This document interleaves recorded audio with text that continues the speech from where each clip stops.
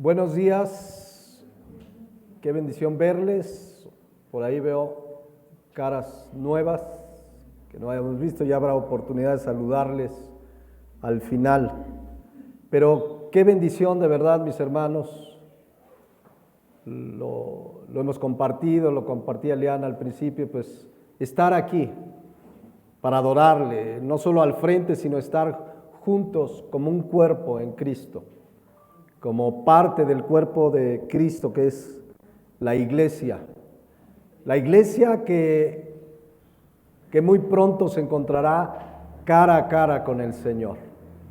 Pero mientras tanto, como veremos en esta segunda parte de la parábola del trigo y la cizaña, aquí estamos en el mundo, con un propósito, y vamos a ver lo que enseña la parábola. Esta es la segunda parte, seguramente tendrá una tercera parte, o más bien va a tener una tercera parte por lo menos. Le voy a dar lectura para que todos estemos en el contexto de la parábola. Le voy a dar lectura solo a la parábola. Ya vimos que hay una explicación de la parábola y hoy comenzaremos a verla. Pero dice la parábola, Mateo 13:24. Le refirió otra parábola diciendo: el reino de los cielos es semejante a un hombre que sembró buena semilla en su campo. Pero mientras dormían los hombres, vino su enemigo y sembró cizaña entre el trigo y se fue. Y cuando salió la hierba y dio fruto, entonces apareció también la cizaña. Vinieron entonces los siervos del padre de familia y le dijeron: Señor, ¿no sembraste buena semilla en tu campo? ¿De dónde pues tienes cizaña? Él les dijo: un enemigo ha hecho esto. Y los siervos le dijeron: ¿quieres pues que vayamos y la arranquemos?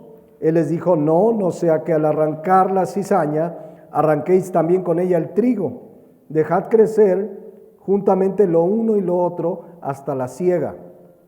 Y al tiempo de la siega, yo diré a los segadores: recoged primero la cizaña y atadla en manojos para quemarla, pero recoged el trigo en mi granero. Vimos hace 8 días, Mateo 13:24, que esta parábola es para explicar a qué es semejante el reino de los cielos. Dice: el reino de los cielos, Mateo 13:24, es semejante a un hombre que sembró buena semilla en su campo.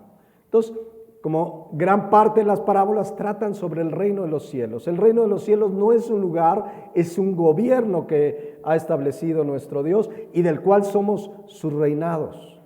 Somos hijos del reino, como veremos en esta parábola, y que un día estaremos con Él, pero mientras tanto estamos en esta tierra y estaremos juntamente, como veremos hoy, con entre los hijos del malo. Ya lo veremos hoy. Entonces, a la espera del día de la siega, del día de su venida. Entonces, desde nuestra conversión ya somos parte del reino de los cielos, ¿no? Cantamos ahorita que puedo imaginarme y estar allá, pero ya somos parte del reino de los cielos. Será glorioso encontrarnos ese día, dice la palabra de Dios, porque le veremos tal como Él es, pero ya somos parte del reino de los cielos. Bueno, ¿qué pasó después de que sembró la buena semilla? Mateo 13:25, pero mientras dormían los hombres, vino su enemigo y sembró cizaña entre el trigo y se fue. Vimos, y lo voy a poner aquí rápido para que siempre tengamos presente los elementos que participan en esta parábola. El que siembra la buena semilla, y hoy lo vamos a explicar, es el Hijo del Hombre. El campo es el mundo, la buena semilla son los hijos del reino. El cristiano de veras es esa buena semilla de la que habla.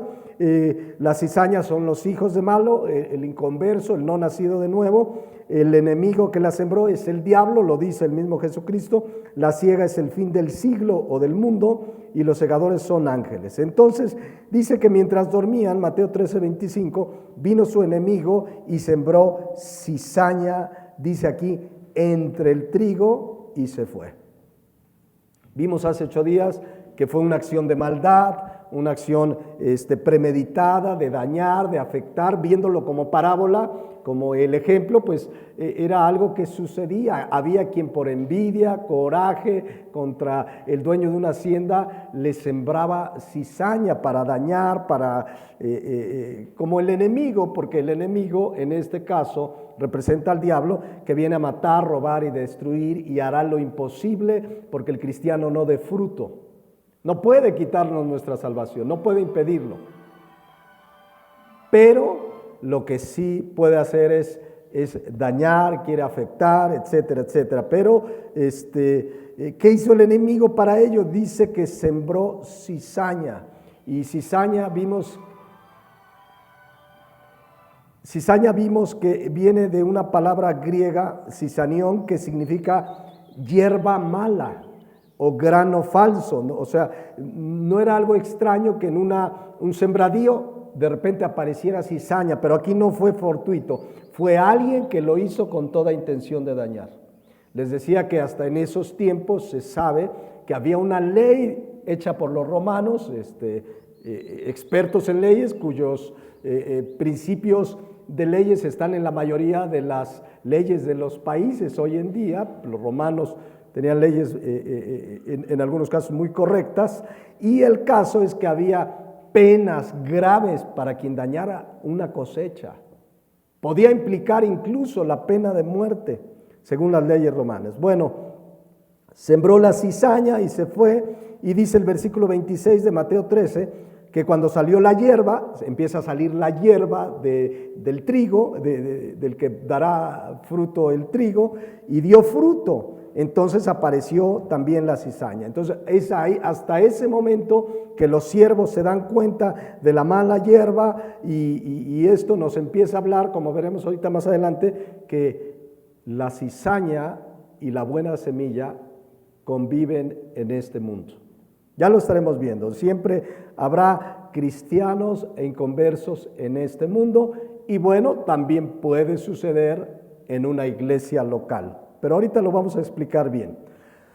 Versículo 27, todo esto ya lo vimos, por eso me estoy yendo rápido para entrar ya a lo que nos quedamos. Versículo 27, entonces los siervos del propietario vinieron a él y le dijeron: Señor, ¿no sembraste buena semilla en tu campo? ¿De dónde pues tienes cizaña? Era tan grave el asunto que los siervos, les decía yo que comúnmente podía salir hierba mala, se quitaba y no hay problema, pero aquí habla de algo abundante, de algo tan grave que fueron a informarle a su señor: Señor, ¿qué pasó? Pues si tú sembraste buena semilla y vemos que hay mucha cizaña.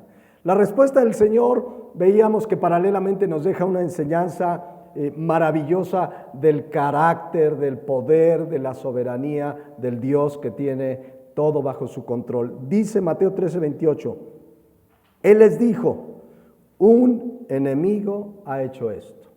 Sin aspavientos, no dijo ya es la ruina, ya se amoló la cosa, ¿qué vamos a hacer? No, llámenle a las autoridades. Con una respuesta muy calmada: un enemigo ha hecho esto. Y los siervos le dijeron: ¿quieres pues que vayamos y la arranquemos? Entonces, esta serenidad de la respuesta del Señor de este campo, pues nos hace recordar que Dios siempre está al control, porque este hombre representa a Jesucristo, al Hijo del Hombre, que es Dios, y como tal tengámoslo siempre presente. Veíamos hace 8 días, Dios tiene el control. Es muy común que en esta vida vamos a tener aflicciones, situaciones inesperadas, algún enemigo, alguien te hizo una maldad, etcétera, etcétera, pero sabemos que Dios está al control. Dios está al control, como lo vimos en el Salmo 103:19, dice: Jehová estableció en los cielos su trono y su reino domina sobre todos. O como está ahí mismo en la Nueva Traducción Viviente: el Señor ha hecho de los cielos su trono, desde ahí que gobierna todo. Me da una idea del poderío, del señorío de nuestro Dios sentado en su trono, y quizás aquí en el mundo vemos guerra por acá, inseguridad por acá, enfermedades por acá, inflación por el otro lado, problemas en la economía, y Y Dios desde su trono gobierna todo. Todo en perfecto control. Nada sucede sin que Él lo permita o nada sucede sin que Él lo haga. Hay cosas que Él permite, hay cosas que Él hace, pero Él está, dice aquí, desde ahí gobernando todo. Y lo que más le preocupa a una persona es su vida personal. Bueno, dice la Nueva Traducción Viviente de Job 12:10, ya que la vida de todo ser viviente, la tuya, la tuya, la tuya, la mía, la de quien sea, dice aquí, de todo ser viviente, ¿está qué? En sus manos. En sus manos. Así como todo aliento del ser humano. Entonces, eso debe dejarnos en nuestro corazón una paz que sobrepasa todo entendimiento. Mis hermanos, de pronto sí vienen situaciones, ¿se acuerdan de aquella barca que fue envuelta ahí entre las olas y demás? Y le dicen, Señor, el Señor estaba dormido. Y estaba dormido porque en su humanidad se cansaba. Y llegaron, Señor, sálvanos que perecemos. Y le dijo, hey, calma. ¿Verdad? Y dijo a los vientos que obedecieran al agua y se provocó una calma. Ese es el señorío al que servimos. Él está al control. Nada lo toma por sorpresa. Cuando a nosotros nos tome por sorpresa algo, vengamos bajo su trono. Amén. Entonces les dice, bueno, Mateo 13:28, un enemigo ha hecho esto y los siervos le dijeron, ¿quieres pues que vayamos y la arranquemos? Quiero que vean que aunque es una respuesta precipitada, ¿qué hacemos? La arrancamos, pero no hicieron nada hasta consultarlo. No hicieron nada hasta consultarlo.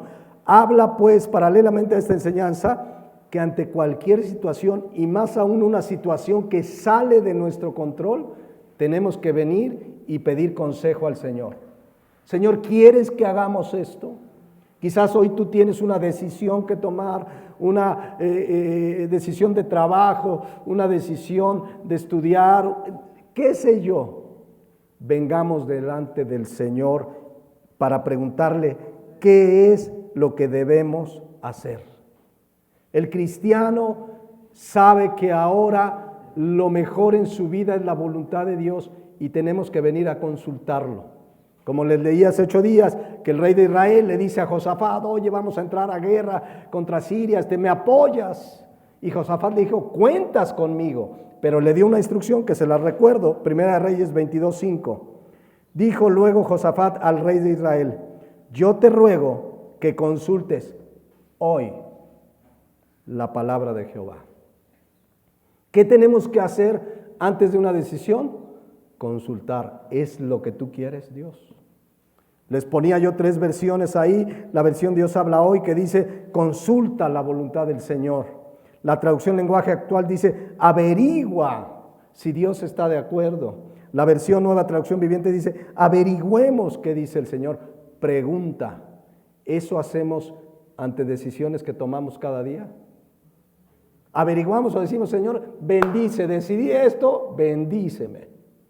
No, aquí es al revés. Señor, ¿qué quieres que haga? Y entonces cuando hacemos lo que Él quiere que haga, ya lleva implícita su ¿qué? Su bendición. O sea, no es voy a hacer lo que quiero y te pido tu bendición, es voy a hacer lo que tú quieres y sé que va acompañado de tu bendición. ¿Notan la diferencia? Hay que consultar siempre, siempre. Y lo hacemos en oración, y lo hacemos en la palabra. Podemos pedir consejo al pastor, a un hermano, a una hermana madura en Cristo, a la multitud de consejeros, pero no tomemos decisiones sin consultar a Dios. Como lo hicieron estos siervos del Señor, Mateo 13:28. Él les dijo, un enemigo ha hecho esto, y los siervos dijeron, ¿quieres pues que vayamos y la arranquemos? ¿Cuál fue la respuesta? Versículo 29 les dijo, no sea que al arrancar la cizaña arranquéis también con ella el trigo. ¿Cuál era el riesgo de arrancar la cizaña? Que se viniera el trigo. Les decía yo que hay 2 explicaciones agrícolas de lo que aquí se explica. O sea, de los que conocen de la agricultura. Una de ellas es que el trigo y la cizaña se parecen mucho. Y entonces que en ese momento lo mejor es, no, porque se parecen, se pueden confundir. Es una explicación muy común. Pero leíamos en Mateo 13:38, en la explicación que Jesucristo da de esta parábola, que la buena semilla son ¿quién? Los hijos del reino. ¿Y las cizañas son quién? Los hijos del malo. A la luz de la Biblia, yo les llevaba a reflexionar esto, a la luz de la Biblia, ¿el hijo del reino y el hijo del malo se confunden? A la luz de la Biblia, alguien que es luz, que es nueva criatura, se confunde con alguien que es tinieblas, que está muerto espiritualmente. La respuesta es no. Que puede haber cristianos con mal testimonio, que los agarraron en pecado, etcétera, etcétera, que dicen, no, es igualito que el mundo. O a lo mejor les decía yo hace 8 días, tienes como referencia de cristianismo los Montaner o todo ese tipo de gente famosa que se dice cristiana y que la gente del mundo los ve y dice, mira, igualitos.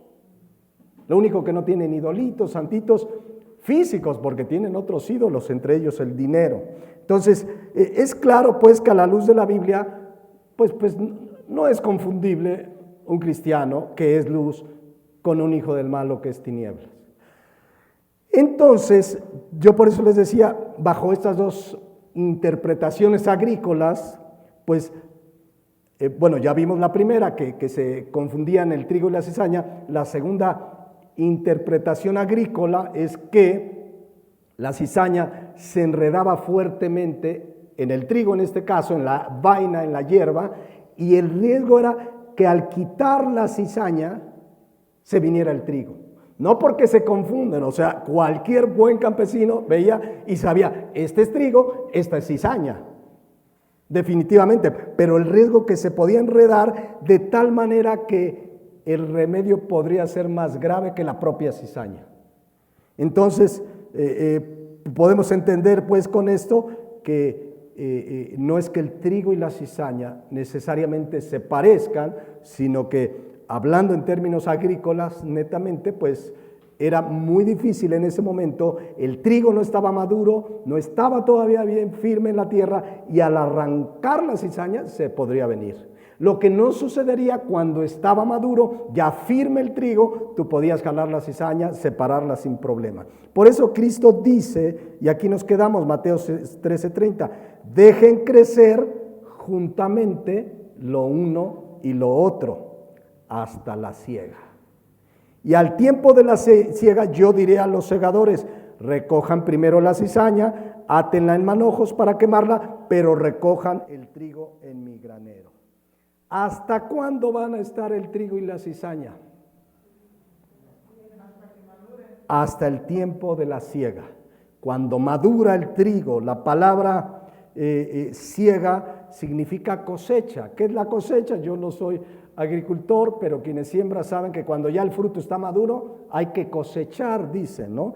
La cosecha, eso significa serismos, significa cosecha, es cuando el grano o el fruto ya está maduro y es el momento de poder cosechar. Y hay quien dice, vamos a cosechar el maíz, quiere decir que la mazorca ya está lista, o vamos a cosechar, no sé si se diga cosechar, pero cualquier otro sembradío. Entonces, es en ese momento que se hace la cosecha. El diccionario tradicional dice, siega es la actividad o acción de cosechar el cereal maduro.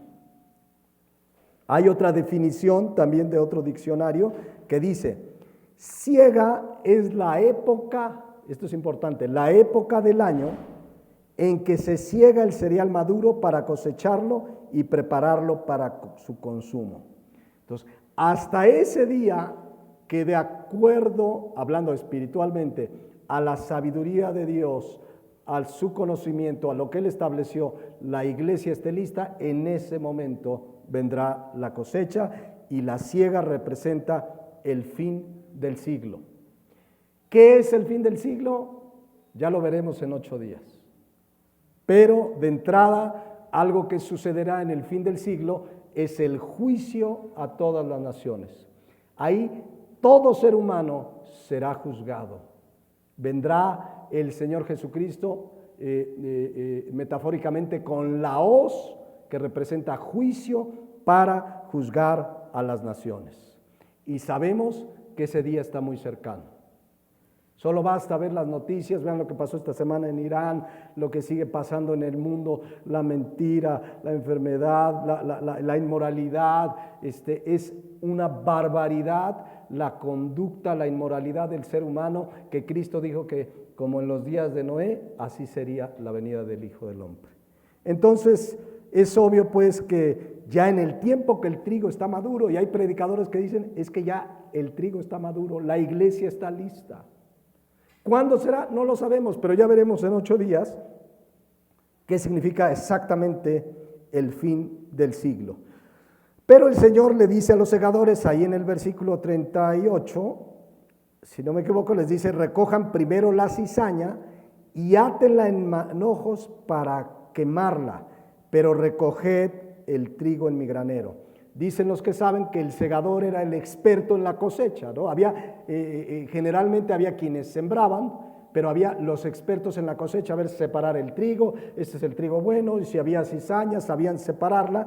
Y dice aquí, ¿qué pasaría con la cizaña? Sería quemada. Generalmente se usaba como combustible en esa época, ¿no? Aprovechaban toda esa cizaña y era literalmente quemada. Ya veremos en la explicación qué significa eso, pero creo que ya todos lo saben, que lo que le espera a los hijos del mal o al que rechazó a Cristo es el lago de fuego que arde eternamente. Entonces, ese es el destino de la cizaña, y el destino del trigo aquí en la parábola era su granero listo para ser distribuida. Bueno, hasta ahí la parábola, hasta ahí la parábola. Vamos ahora a la explicación, y gracias a Dios que la explicación la da ¿quién? Jesucristo mismo.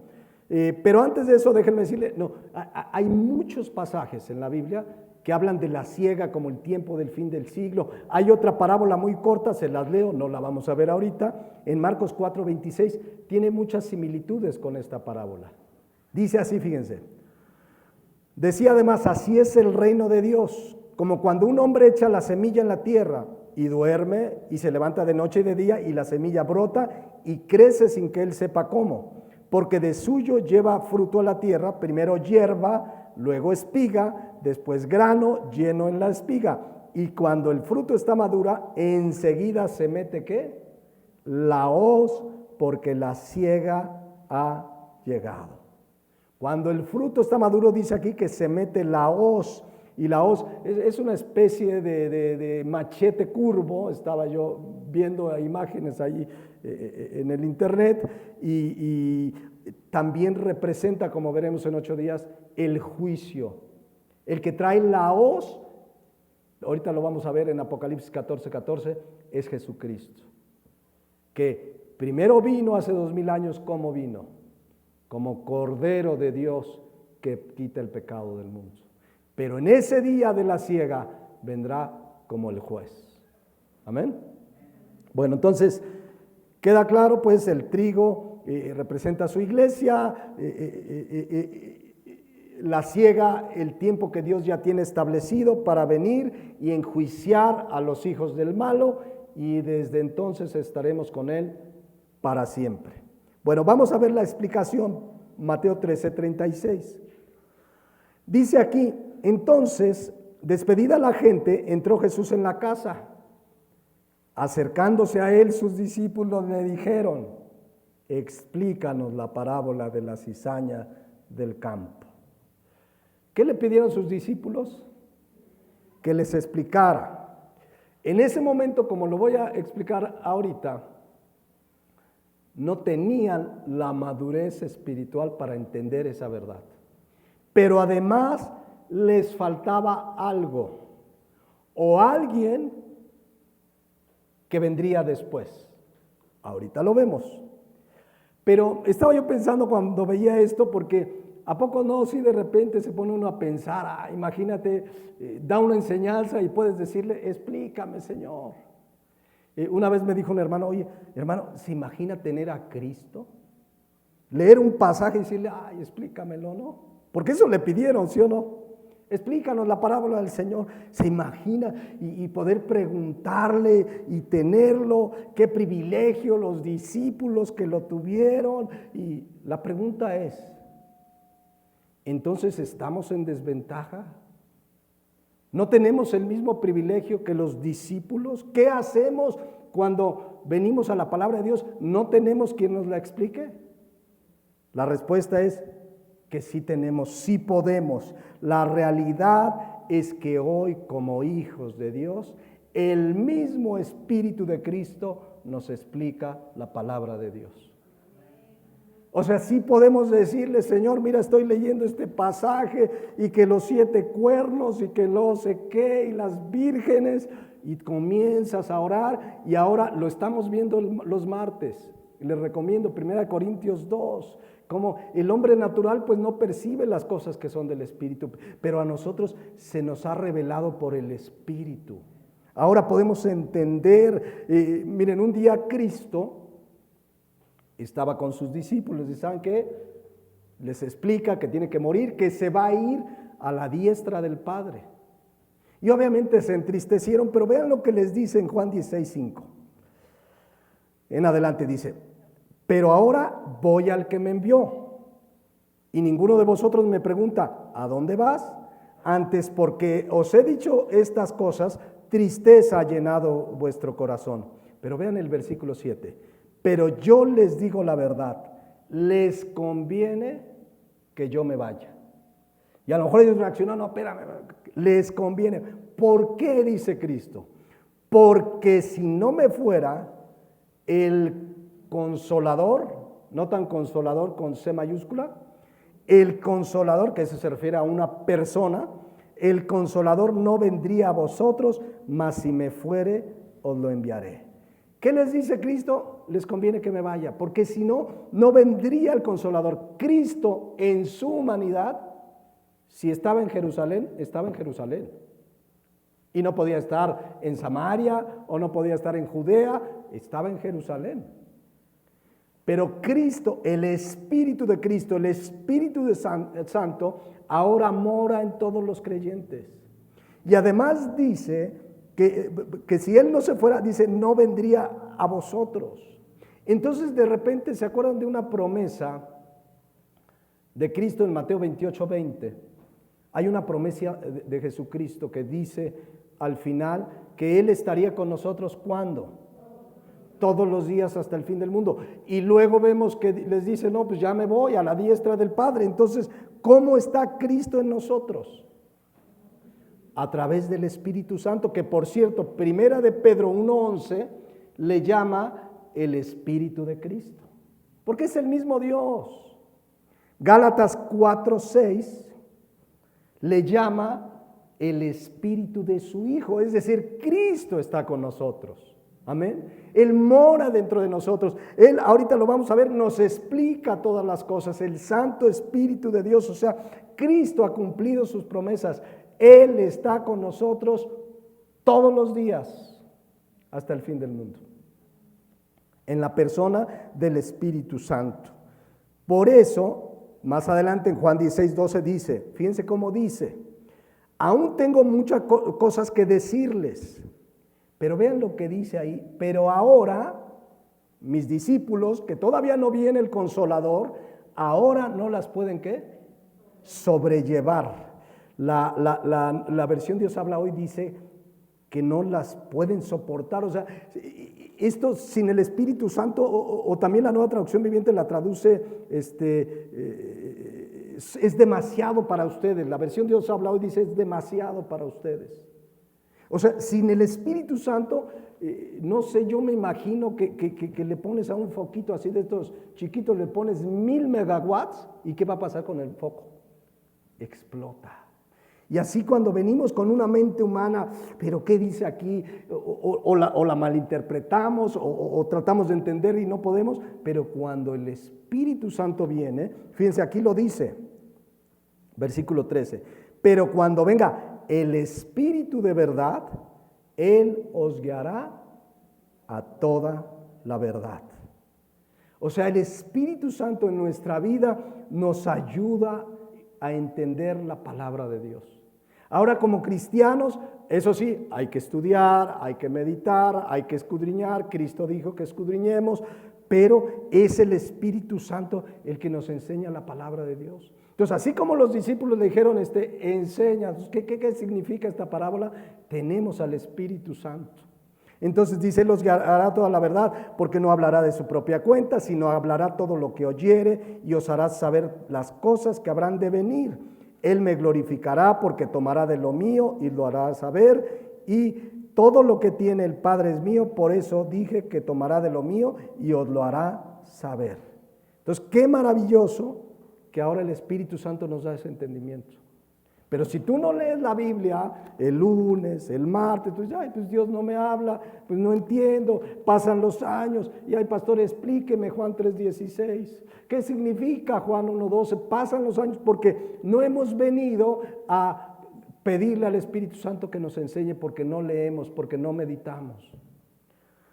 Entonces, sin el Espíritu Santo, repito, Juan 16:12, cualquier enseñanza de la palabra sería demasiado para nosotros, no la podríamos entender, sería inexplicable. Por eso veíamos el martes, primera de Juan 2:20, que dice, pero vosotros tenéis la unción del Santo. ¿Notan santo en mayúscula? Se refiere a la presencia del Espíritu Santo en nosotros, y conocéis todas las cosas, o sea, la capacidad a través del Espíritu Santo de entender las cosas escritas aquí. Dice, no os he escrito como si ignoraseis la verdad, sino porque la conocéis y porque ninguna mentira procede de la verdad. Y luego dice en el versículo 27, pero la unción que vosotros recibiste, ya vimos que es el Espíritu Santo morando en nosotros, permanece en vosotros y no tienes necesidad de que nadie te enseñe. Lo explicábamos el martes, porque si hay quien la agarra y dice, yo por eso ni voy a la iglesia, porque no tengo necesidad de que nadie me enseñe. Y entonces malinterpretan, pues si Cristo estableció pastores maestros que equipen, que instruyan, que perfeccionen a la iglesia, entonces ¿dónde está la interpretación de este pasaje? Es que por más que yo como pastor explique una verdad, si el Espíritu Santo no te da entendimiento, mi esfuerzo humano y aunque ore y todo, será insuficiente. Necesitamos al Espíritu Santo que dice aquí, nos enseña, así como la unción misma dice, nos enseña todas las cosas y es verdadera y no es mentira, según ella nos ha enseñado, permanecer en Él. Entonces, hoy gracias al Espíritu Santo podemos entender la palabra. Y hoy podemos, como Mateo 13:36, decirle, explícanos la parábola. Entonces yo como pastor, Dios me manda alimentar a la iglesia. Ya hemos estudiado que la labor primordial de un pastor es alimentarles, es traerles el alimento de la palabra, pero el que nos explica es el Espíritu Santo. Amén. Entonces yo entiendo que quizás alguien ve Mateo 13:36, ay, qué bonito haber estado con Cristo y ahí compartiendo, y cuando partió el pan y se multiplicó, debió ser maravilloso, pero vivimos en una época emocionante. Estamos en la antesala de su segunda venida, para que Él ya establezca eternamente y para siempre su reino, con el cual nosotros también reinaremos con Él. Amén. Bueno, versículo 37 de Mateo 13 empieza a explicar. Respondiendo Él les dijo, el que siembra la buena semilla es ¿quién? El Hijo del Hombre. El Hijo del Hombre es un título que en el Nuevo Testamento se refiere a Jesucristo en alrededor de 80 veces. El Hijo del Hombre, el Hijo del Hombre, el Hijo del Hombre.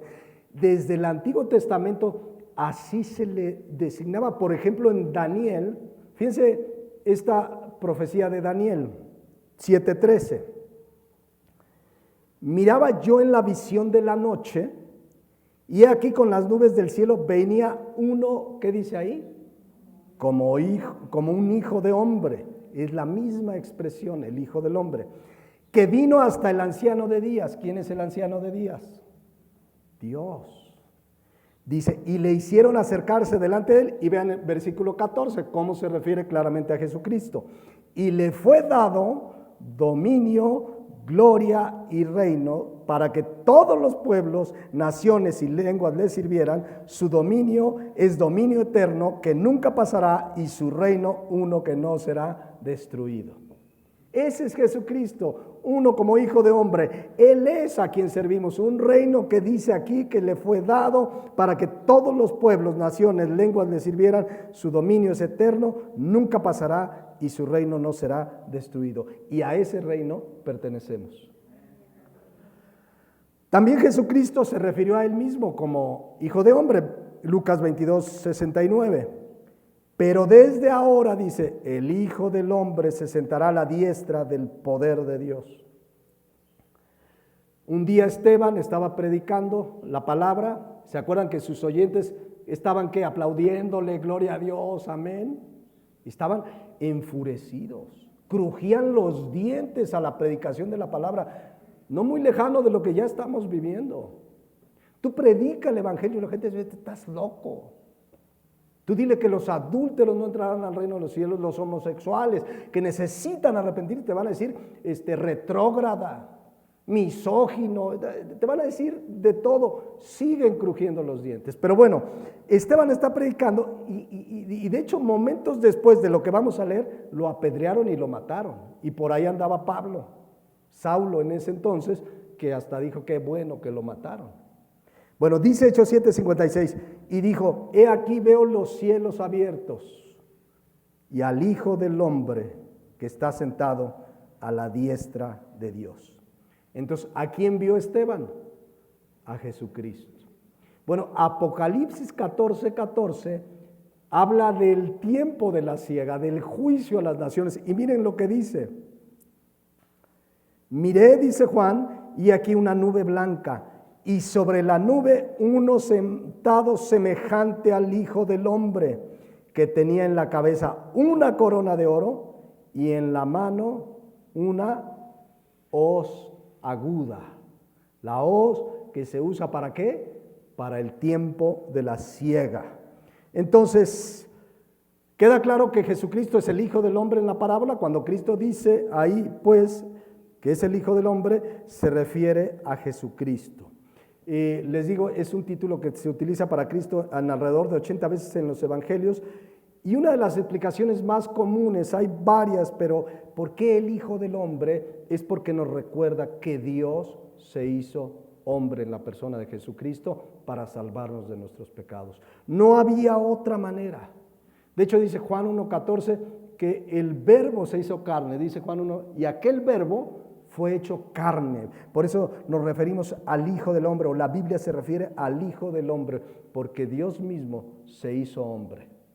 Dice la palabra de Dios que tomando forma de siervo se hizo obediente hasta la muerte y muerte de cruz. Entonces cuando vemos esa expresión, habla de cómo Dios en su soberanía tomó forma de hombre para salvarnos. Entonces Mateo 13:37, la buena semilla, el que siembra la buena semilla es el Hijo del Hombre. No nos queda duda que es Jesucristo. Versículo 38. El campo es el mundo. Segundo elemento, ¿qué representa el campo? ¿Qué representa? El mundo, no la iglesia. Mucha gente dice, es que la parábola del trigo y la cizaña habla de que la iglesia es trigo y cizaña. Efectivamente puede haber trigo y cizaña en la iglesia, pero aquí en la parábola el campo es el mundo. Ahí en este mundo hay trigo y cizaña. Seguramente en toda iglesia local habrá trigo y cizaña, pero aquí el campo es el mundo, no la iglesia, si no estaríamos interpretando mal. Y lo dice Jesucristo, el campo es el mundo. ¿Dónde conviven cristianos y no cristianos? En el mundo. Y claro, dentro del mundo hay escuelas, hay colonias, hay iglesias, hay oficinas de gobierno, está la calle. en el mundo entero hay trigo y cizaña, pero el campo es el mundo donde cohabitamos hijos del reino y ¿quién más? Hijos del malo. Ahora, el mundo, veíamos hace 8 días, ¿a quién le pertenece? ¿A quién le pertenece el mundo? El mundo le pertenece a Dios. El mundo le pertenece. Este mundo, claro, Salmo 24:1. De Jehová es la tierra y su plenitud. Recuerden que la parábola dice que sembró ¿en dónde? En su campo. Y dice que el campo es el mundo. El mundo le pertenece a él. Ahora, ojo, sabemos que temporalmente, ¿quién es el príncipe de este mundo? No el dueño de este mundo, no el que creó este mundo, no el dueño de todas las cosas. El príncipe de este mundo es Satanás. Juan 14:30. Dijo Cristo, no hablaré ya mucho con vosotros porque viene el príncipe de este mundo. Por permiso de Dios, soberanía de Dios, Satanás tiene permiso en este mundo. Y dice claramente, 1 Juan 5:19, que somos de Dios y el mundo entero está ¿qué? Bajo el maligno. No dice que le pertenece. De Jehová es la tierra y su plenitud y todos los que en él habitan. Eso debemos tenerlo claro. El mundo no le pertenece a Satanás. Gobierna, está con el permiso de Dios, dice bajo el maligno, es el príncipe de este mundo. Es decir, lo que está hablando, y hay que ubicar mundo, o sea, toda esta creación, la luna, las estrellas, las montañas, los mares, los ríos, todo es creación de Dios. Pero la forma de vida, de pensamiento, de filosofía que domina e impera en este mundo está bajo el maligno. La forma de vida, de pensamiento que domina este mundo está bajo el maligno. Y obviamente los hijos del malo. ¿Quiénes son los hijos del malo? Ahorita lo vamos a ver porque apenas estamos viendo que el mundo entero está bajo el maligno. Pero que el mundo es donde vamos a cohabitar cristianos e incrédulos, hijos del reino e hijos del malo. De hecho, esta maldad, este dominio de Satanás sobre el mundo, este dominio de los hijos del malo, como lo vamos a ver ahorita, pues ha dañado también, ahora sí hablo, a la misma creación físicamente como la vemos. ¿Por qué está tan dañada la creación que Dios le dio al hombre señorear? Por la maldad del ser humano. Por eso dice Romanos 8:19, se los leo rápido. Porque el anhelo ardiente de la creación es el aguardar la manifestación de los hijos de Dios. O sea, la creación misma espera el día en que venga la resurrección de los muertos, en que Cristo establezca su reino, espera ese día porque mientras tanto la misma creación de Dios en esta tierra sufre a causa de la maldad. Dice, porque la creación, versículo 20, fue sujeta a vanidad, no por su propia voluntad, sino por causa del que la sujetó en esperanza, porque también la creación misma será libertada de la esclavitud de la corrupción a la libertad gloriosa de los hijos de Dios, porque sabemos, versículo 22, que toda la creación gime a una y aún está con dolores de parto hasta ahora. Hay por ahí unos científicos que se juntan y tienen un reloj que marca el fin del mundo. No sé si vieron hace unos 8 o 10 días que marcaron y ya está llegando a las 12 del día cuando representa el fin del mundo. Hasta la gente está dando cuenta que este mundo ya no aguanta. Ya no aguanta por la maldad, la corrupción moral, la destrucción que se ha hecho física y espiritualmente de este mundo que le pertenece a Dios, pero está bajo el maligno. Y bajo el maligno están todos aquellos que están fuera de Cristo. Entonces, por eso dice, gime dolores de parto hasta ahora, y no solo ella, sino que también nosotros mismos, que tenemos las primicias del Espíritu, nosotros también gemimos dentro de nosotros mismos. El cristiano dice, ya queremos, dice aquí, la adopción, la redención de nuestro cuerpo. ¿Cuándo será eso? El día de la resurrección de los muertos, en la glorificación, cuando Cristo venga por su iglesia. Los muertos en Cristo resucitarán primero, luego nosotros los que hayamos quedado. Ese día se va a acabar este gemir. Mientras tanto, aguantemos, porque Falta todavía tiempo de aflicción en esta tierra. Bueno, este mundo de maldad se ha corrompido por la maldad del hombre, está bajo el maligno, es el príncipe de este mundo, pero dice Mateo 13:38 que el campo es el mundo. Y en este mundo vivimos, dice aquí, hijos del reino y los hijos del malo. Entonces, aquí dice primero, la buena semilla son los hijos del reino. ¿Quiénes son los hijos del reino? El cristiano de veras, el que ha nacido de nuevo, el que se ha arrepentido de sus pecados y ha creído en Jesucristo como Señor y Salvador. En la parábola del sembrador veíamos una característica de la semilla que dio fruto. El verdadero cristiano, cuando cree en Jesucristo y se arrepiente, da fruto. La evidencia que somos hijos del reino es que como una buena semilla vamos a dar fruto. Y mucho fruto, y el fruto del Espíritu es amor, paz, benignidad, etcétera, etcétera, que hemos estudiado en otro momento. Pero el hecho, porque si bien dice que el campo es el mundo y la buena semilla somos nosotros, los hijos del reino, esto no significa que pertenecemos a este mundo como forma de vida, gobierno, pensamiento. Cristo dijo en Juan 17:16, no son del mundo, no son del mundo como tampoco yo soy del mundo. A ver, Jesucristo es el dueño del mundo, el creador del mundo, pero dice que no somos del mundo. No pertenecemos a este mundo desde la perspectiva de inmoralidad, el que lo gobierna en este tiempo, que es el maligno, de la forma de vida y de pensamiento. No somos de este mundo, pero sí nacimos. Yo puedo decir, nací en la Ciudad de México, el 23 de junio de 1999. ¿No? Claro, ¿no? Yo les decía que un día estábamos en el Zócalo, chavitos, 20 años, aquellos ayeres, compartiendo el evangelio con los jóvenes y había un grupo como de americanos, como misioneros, compartiendo también el evangelio y de repente pues nos acercamos, nos dio gusto que así como estábamos compartiendo el evangelio también ellos. Y pues ya les pregunto, hola, ¿cómo están? Pues somos cristianos, nosotros también. Y de repente uno de nosotros le preguntó a uno de ellos, oiga, ¿y ustedes de dónde vienen?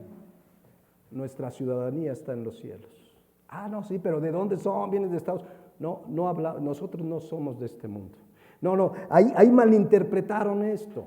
Pablo dijo, yo soy ciudadano romano. Soy judío, hebreo de hebreos. Cuando dice Cristo no somos del mundo es que no pertenecemos a la forma de vida, de pensamiento que impera en este mundo. El verdadero cristiano ya se desligó de todo esto. Antes sí parecía, éramos del mundo, seguíamos las cosas del mundo. Por eso, en Juan 17, ahí mismo, un versículo antes, Cristo estaba orando por sus apóstoles y por nosotros lo siguiente. Fíjense lo que dice. No ruego que los quites del mundo. No nos va a quitar del mundo hasta que Él establezca el día que tú y yo muramos o venga por nosotros. Él no pidió quítalos del mundo. Él podía decir ya, todos los que son mis hijos, vámonos, ya, se acabó. Pero lo que sí pidió es que nos guardara ¿de qué? Del mal. Por eso dice, no son del mundo como tampoco yo soy del mundo. Pero aquí estamos en un mundo dominado por Satanás. Desde la perspectiva de forma de vida, de pensamiento, de gobierno, mis hermanos, todo está hecho para apartarnos de Dios. Ustedes vean las redes sociales, la gran mayoría de las redes sociales te incitan al pecado, a la inmoralidad, lo que la gente pone, los TikToks, por ahí hay cristianos, ¿verdad? Pocos, pero ponen un versículo, ponen algo bíblico, pero ustedes ven las redes sociales, todo está planeado para apartarnos de Dios, porque Satanás vino a matar, robar y destruir. Antes de ser, ahora vamos en contra de la corriente de este mundo. El cristiano de veras va en contra de este mundo como forma de vida y de pensamiento. Por eso se burlan de nosotros, te dicen retrógrada, hay persecución en diferentes niveles. Hay hasta donde hoy, 29 de enero, están matando literalmente cristianos por predicar a Cristo, por predicar la verdad. Pero antes de ser cristiano, ahí andábamos. Dice Efesios 2:2. en los cuales anduviste en otro tiempo. ¿Qué dice ahí? Siguiendo la corriente de este mundo. Noten el verbo andar en pasado. Anduvisteis. ¿Cuándo? Antes de conocer a Cristo. Andábamos siguiendo la corriente de este mundo. A lo mejor aquí uno era porro de la UNAM, otro era metafísico, otro era filósofo, progresista, qué sé yo. Pero ahí andábamos siguiendo la corriente de este mundo. Dice, conforme al príncipe de la potestad del aire, Satanás, el espíritu que ahora opera ¿en quién? En los hijos de desobediencia. Vean la Nueva Traducción Viviente. Vivían en pecado igual que el resto de la gente, obedeciendo al diablo, el líder de los poderes del mundo invisible, quien es el espíritu que actúa en el corazón de los que se niegan a obedecer a Dios. Por eso vamos contra la corriente de este mundo, por eso se van a burlar. Si tú en tu escuela vives como cristiano y se para un maestro y te dice que Jesucristo es un buen maestro y fue un buen filósofo, pero que no es Dios, un cristiano se para y dice, Jesucristo es Dios, y abres la Biblia con valor, con firmeza, con claridad, porque somos luz y hemos sido llamados a predicar el Evangelio, a no avergonzarnos, a confesar a Cristo delante de la gente, porque el que lo niegue, también Él le negará delante del Padre. Amén. Entonces, es este mundo del que les hablo como forma de vida de pensamiento que dice 1 Juan 2:15, no améis al mundo, ni las cosas que están en el mundo. Si alguno ama al mundo, y no quiere decir que no aprecie, ay, mira qué atardecer tan bonito, ese sol, mira las montañas, todo eso es creación de Dios. Los cielos y la tierra cuentan la gloria de la obra de sus manos. Entonces, no, aquí se refiere a la forma de vida, de pensamiento, de filosofía que impera en este mundo. Si alguno ama ese mundo, el amor del Padre no está en él. Porque todo lo que hay en el mundo, los deseos de la carne, los deseos de los ojos y la vanagloria de la vida no provienen del Padre, sino del mundo. Entonces, ¿a quién no debemos amar? Al mundo, como forma de vida, de pensamiento, como filosofía, lo que impera en este mundo.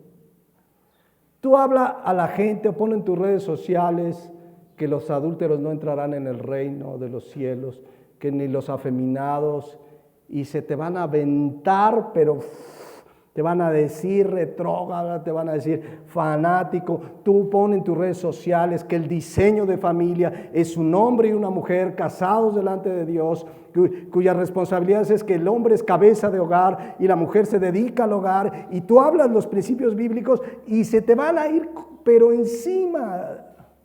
Te van a decir que estás loco, que en qué siglo vives, que eres un ruco que no has entrado a la modernidad. Te van a atacar. ¿Sí o no? Porque el mundo entero está bajo el maligno. Lo que lo domina es la maldad.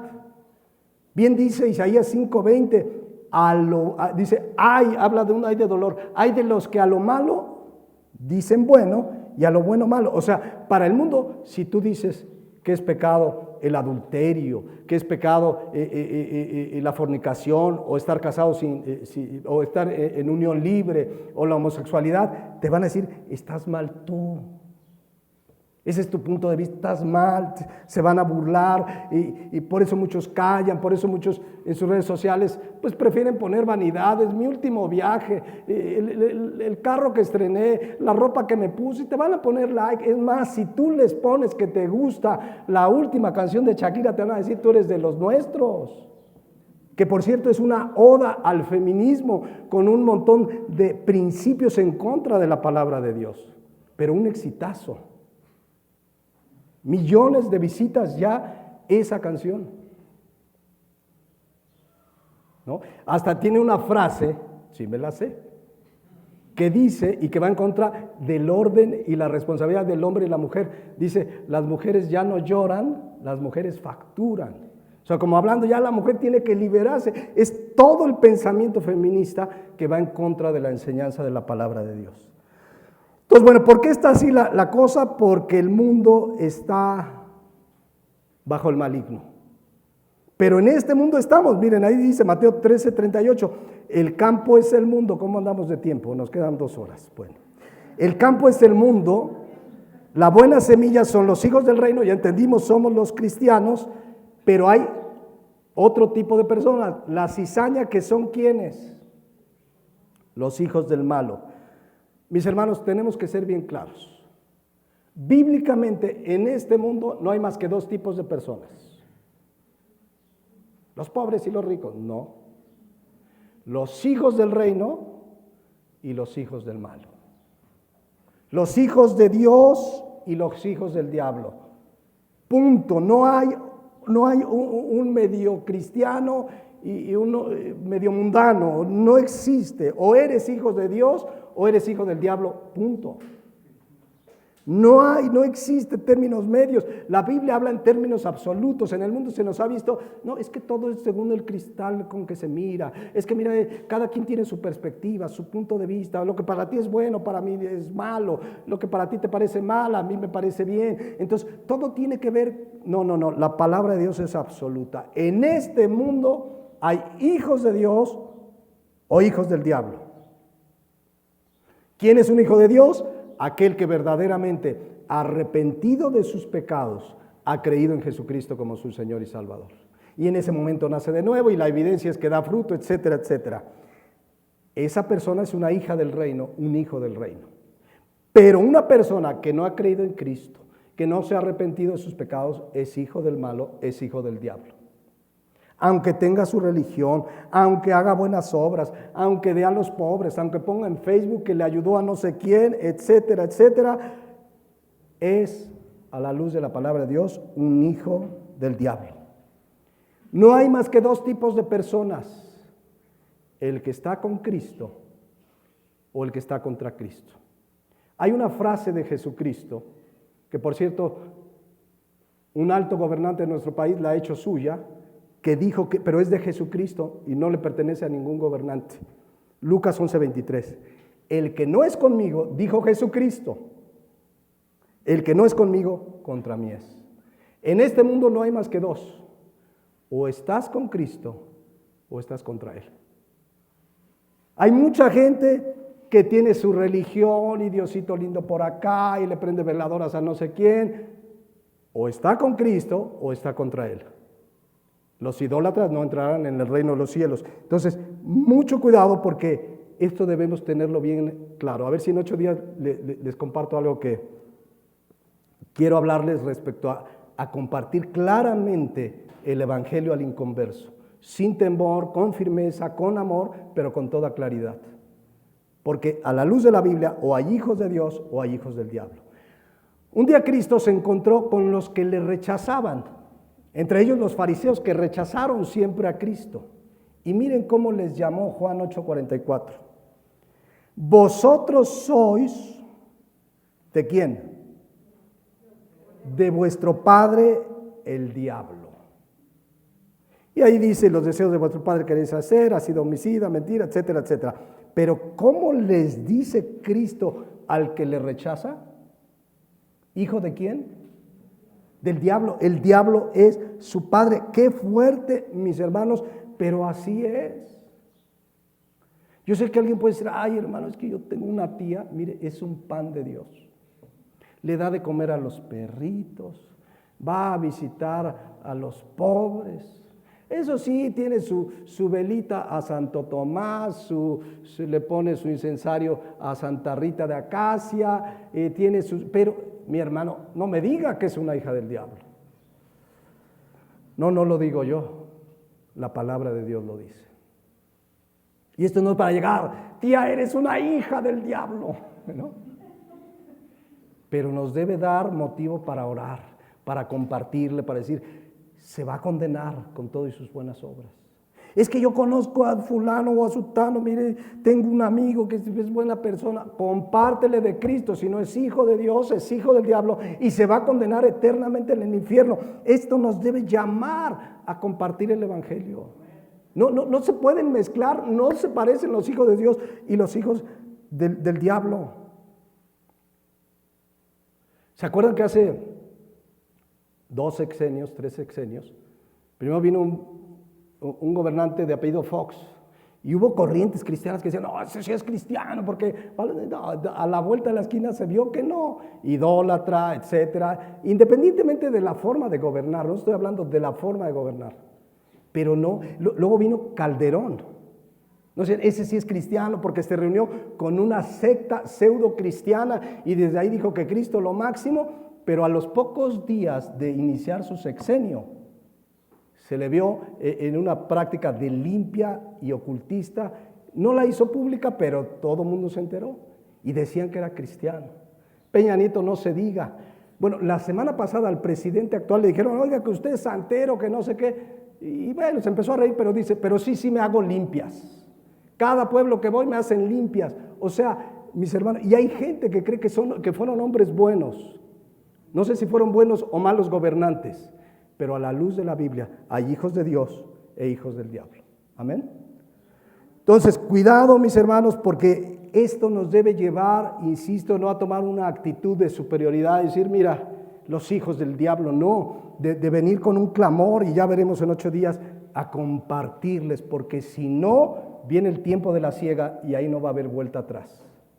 Ahí serán juzgados y va a ser, dice la propia parábola, el llorar y el crujir de dientes. Ya veremos en 8 días, pero nos queda claro que no hay más que 2 tipos de personas, hijos de Dios e hijos del diablo. Y dice 1 Juan 3:8 lo siguiente, escuchen, el que practica el pecado es ¿qué? Del diablo, porque el diablo peca desde el principio. Para esto apareció el Hijo de Dios, para deshacer las obras del diablo. Todo aquel que es nacido de Dios no practica el pecado, porque la simiente de Dios permanece en él, y no puede pecar porque es nacido de Dios. Pero vean el versículo 10, cómo ya hace los 2 grupos que existen de personas. En esto se manifiestan, número 1, los hijos de Dios. Número 2, los hijos del diablo. Punto. Y todo aquel que no hace justicia y que no ama a su hermano no es de Dios. Entonces, es claro entonces que no hay más que 2 tipos de personas. Ahora, para concluir, porque ya vi que sí, ya estamos en el tiempo. Para concluir, Mateo 13:38. Ya veremos en 8 días la siega y todo el resto de la parábola. Dice, el campo es el mundo, la buena semilla son los hijos del reino y la cizaña son los hijos del malo. Aquí nos puso Dios en este mundo. Aquí vamos a estar conviviendo y relacionándonos con los hijos del diablo. Ojo, dije conviviendo y relacionándonos, no amistándonos, no amistándonos. Ya no pertenecemos a este mundo. 2 Corintios 6:14 dice que no hay comunión, la luz con las tinieblas. Dice, no se unan en yugo desigual con los incrédulos. 2 Corintios 6:14. No se unan en yugo desigual con los incrédulos. No hay comunión. Pero tenemos que relacionarnos, porque si no, ¿a quién le compartimos el evangelio? ¿Por qué nos dejó Cristo, entre otras cosas? Para hacer luz en medio de las tinieblas. Un día llegó un hermano bien preocupado. Pastor, me voy a salir de mi trabajo. ¿Por qué, mi hermano? No, dice, es puro pecador, dice. La secre anda con el jefe. La de la bodega es santera. Mi compañero hace ritos satánicos. Ya me voy de ahí, dice, porque puro incrédulo. Entonces yo le pregunté y le dije, ora a Dios, pero ya les compartiste. O sea, si Dios te puso ahí, es para hacer luz en medio de las tinieblas. O sea, el cristiano no se pone una luz debajo de un almud. No nos metemos los cristianos, escuela cristiana, cafetería cristiana, a la iglesia, trabajo de puros cristianos. No, el cristiano se relaciona con el mundo para alumbrar a la gente, y habrá quienes viendo nuestras obras terminarán glorificando a Dios porque vendrán a Cristo. Entonces, mucho cuidado, que vivamos aquí no quiere decir que ya somos cuates, amistad íntima con el mundo, pero estamos con un propósito. Ahora sí, una realidad bíblica muy clara, que la vemos todos los días, pero la Biblia habla de ella. ¿Quiénes son más? ¿Los hijos del malo o los hijos del reino? ¿Quiénes son más? Hay que preguntarle a Ninegi a ver cuántos. No. A la luz de la Biblia, muchos llamados, pocos escogidos. Mateo 7, 13 y 14 que todos conocemos. Entrad por la puerta estrecha, porque ancha es la puerta y espacioso el camino que lleva a la perdición. ¿Y cuántos entran por ella? Muchos, muchos. Porque estrecha es la puerta y angosto el camino que lleva a la vida, y pocos son los que la hallan. Entonces, a la luz de la Biblia, que no nos sorprenda, estamos en un mundo de maldad, la mayor parte de la gente está en el camino que lleva a la perdición, pero somos luz y por eso estamos aquí con un propósito. Uno de los principales propósitos es ir y predicar el evangelio a toda criatura. Y no andar asustándonos, ay que mi vecino es inconverso, ay que no, así andábamos nosotros. Entonces, es claro, Mateo 13:38, que siempre va a haber en este mundo trigo y cizaña. Puede suceder en una iglesia local, pero la parábola no habla de la iglesia. El campo es el mundo. Y los hijos del malo y los hijos del bueno, del reino, vivimos en este mundo que está bajo el maligno. Ahora, ¿hasta cuándo? ¿Hasta cuándo va a ser esto? Leo y ya lo vemos en 8 días. Mateo 13:39. El enemigo que la sembró es el diablo. La siega es el fin del siglo y los segadores son los ángeles. De manera que como se arranca la cizaña y se quema en el fuego, así será el fin del siglo. Enviará el Hijo del Hombre a sus ángeles y recogerán de su reino todos los que sirven de tropiezo y a los que hacen iniquidad, y los echarán en el horno de fuego. Allí será el lloro y crujir de dientes. Entonces los justos resplandecerán como el sol en el reino de su Padre. El que tiene oídos para oír, oiga. Esto lo vemos en 8 días. Vamos a despedirnos reflexionando en lo que hemos visto. Les invito a que cerremos nuestros ojos y meditemos cómo estamos viviendo en este mundo. Aquí nos puso el Señor. O más bien podríamos decir, una vez que nos convertimos, aquí no nos dejó, no nos ha llevado. Nos puso en medio de cizaña de los hijos del malo. ¿Qué estamos haciendo? ¿Estamos siendo luz en medio de las tinieblas? ¿Ahí en tu escuela eres luz en medio de las tinieblas? ¿Ahí en tu trabajo eres luz en medio de las tinieblas? ¿Ahí en tu casa, en tu colonia, en tu condominio? No nos asustemos de que el mundo estaba en tinieblas. Más bien entendamos que ahí nos puso como luz para alcanzar y salvar con la predicación de la palabra a los que están apartados. Entonces, honestamente, cada uno reflexionemos. Si tú eres esta mañana hijo del reino, es decir, has creído en Jesucristo como Señor y Salvador, gloria a Dios, sigamos sirviéndole, predicándole hasta el día que Él nos llame a su presencia o venga el día de la siega. Pero también quiero decir que si hay alguien que nos escucha, que no ha creído en Jesucristo como Señor y Salvador, que no te has arrepentido de tus pecados, la Biblia dice, no yo, la Biblia dice que eres un hijo del diablo y que tu destino eterno será el infierno, que es tan real como que me estás escuchando ahora. ¿Qué tienes que hacer? La Biblia dice que Jesucristo murió en tu lugar, pagó por tus pecados y Él te llama esta mañana a que te arrepientas y creas en el Evangelio. Jesucristo dijo que todos los que le reciban y crean en su nombre les da el derecho, la bendición, el privilegio de ser llamado hijo de Dios. Solo así dejarás de ser hijo del diablo. No hay otra manera, solo Jesucristo es el camino, la verdad y la vida. Nadie viene al Padre si no es por Él. Ni una religión, ni buenas obras, ni nada en este mundo te puede llevar a la presencia de Dios. Solamente Jesucristo. Así es que en esta hora yo confío en que el Espíritu Santo te esté convenciendo de pecado. Y si tú hoy estás cierto de que no has nacido de nuevo, hoy es día de salvación. Vamos a ponernos de pie y oremos a Dios. Padre Celestial, qué clara es tu palabra. Aquí nos dejaste en este mundo que está bajo el maligno. Por un tiempo sí, porque tú un día vendrás y establecerás tu reino. Primero un milenio, luego cielos nuevos, tierra nueva, la eternidad contigo, Señor. Pero mientras ese día llega, aquí estamos en este mundo, los hijos del reino y los hijos del malo. Y son muchos más los hijos del malo. Y el mundo entero está bajo el maligno. Pero mayor es el que está en nosotros que el que está en el mundo. Y tú nos has dejado con un propósito: glorificar tu nombre, honrar tu nombre y llevar el evangelio a toda criatura.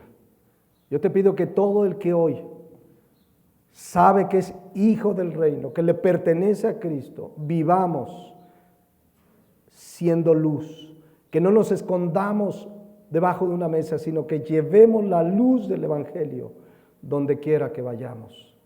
Que entendamos que ese familiar que tenemos, que no ha nacido de nuevo, que rechaza a Cristo, que rechaza el mensaje del evangelio, tiene como destino el infierno. Pero mientras hay vida hay la esperanza, y que oremos y clamemos y sigamos compartiendo el evangelio hasta el último de los días que tú nos permitas. Sé que la mayoría rechazarán, porque tu palabra lo dice, pero cuán gozo hay en el cielo cuando un pecador se arrepiente. Usa nuestras vidas, Señor. Viene la siega, viene el día del juicio. Está a las puertas tu venida, las señales lo anuncian. Y también la Biblia dice que una señal de los últimos tiempos es la apostasía, es decir, que muchos se apartarán de la verdad. Permite que con tu gracia sigamos firmes en tu palabra, siendo fieles a tu servicio, Padre. Gracias te damos y oramos en Cristo Jesús. Amén.